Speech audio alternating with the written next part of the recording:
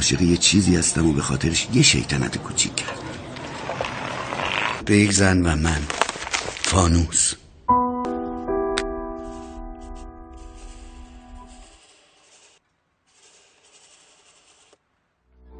بچه ها هم عاشق می شدن.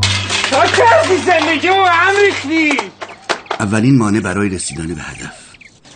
چرا طلاق گرفته؟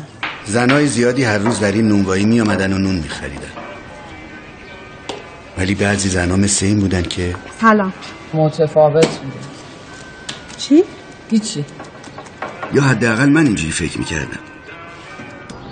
همه زنها طلا دوست دارن، چه آنهایی که دوستشان داریم و چه آنهایی که عاشقشان. پس به هیچ کسی چی نگو تا من خودم بهت خبر بدم. باشه؟ خداحافظ. به هیچ کسی چی نگو تا خودم بهت خبر بدم.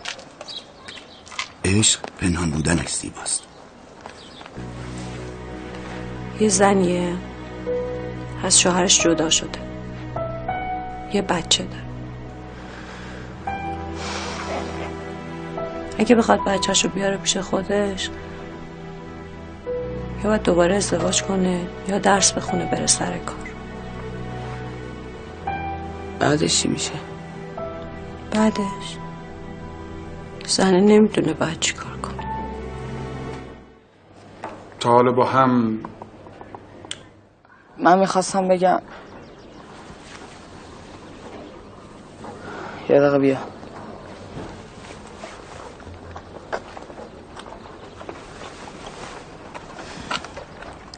کی بیام؟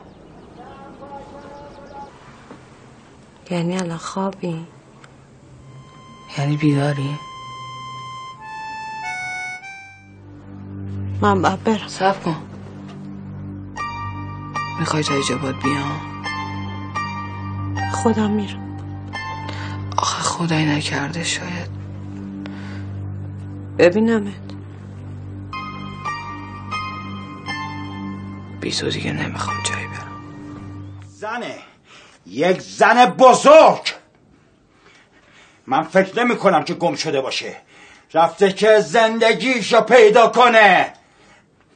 من نمیدونم، من تو این سن و سال به خودم جرأت نمیدم که ازدواج کنم. تو چطور به خودت جرأت میدی که این حرفا رو بزنی؟ میخوای بشی بچه‌ش؟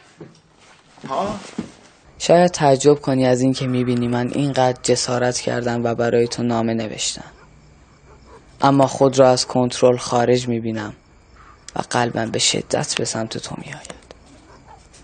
هر چقدر با خود جنگیدم که عاشق تو نشوم، ولی فقط از تو میخواهم که برگردی. کی برگشته؟ فانوس دیگه. یا ابوالفضل، نامه ببرم؟ خب اگه مردم ببینن چی پشت سر من میگن؟ اگه مردی خودت ببر. تو اصلا چرا دست نمیخونی؟ اولا دختر نه، کسی که بچه داشته باشه بهش میگن زن. وقتی که من نامه را دادم دستش کلی واساد به من خندید. من نگاه کن که به حرف یه بچه خودم تو درد سر انداختم. دایی اون تو رو بچه خودش میدونه. بیا پیش ول کن. داری دروغ میگی. دروغ؟ من کی تا حالا به تو دروغ گفتم؟ کی؟ ببین، من میخوام بهت بگم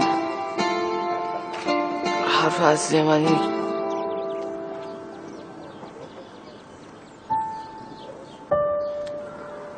میدونم چی میخوای بگی، ولی صبر کن تا بزرگ شی. باشه.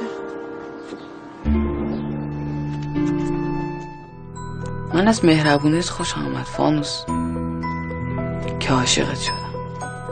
خیلی پررویی. چرا؟ به خدا نمیتونی فکرشو بکنی که من توی مدت چی کشیدم. خیلی بچه‌ای. 19 سال بچه هست. 18. تازه بابای من 4 سالم، مامانم کوچیک‌تره. اینقدر زندگیشون خوبه. چی میخوای از من؟ به خدا برات زندگی خوبی میسازم. باش. به کسی چیزی نگو تا من خودم بهت خبر بدم. دیگه هم نمیخوام آقای ناظم بیاد خواستگاری. دیگه نمیاد. اون یکی رو میخواست که قیافش خوب باشه، سالم باشه. من که دیگه نیستم. نمیخوام بگم عشق چیز خوبیه، ولی ببین حرف اصلی من اینه که صبر کن، نمیدونم چی میخوای بگی. برو کتاباتو بردار بیار تا با هم دیگه شروع کنیم.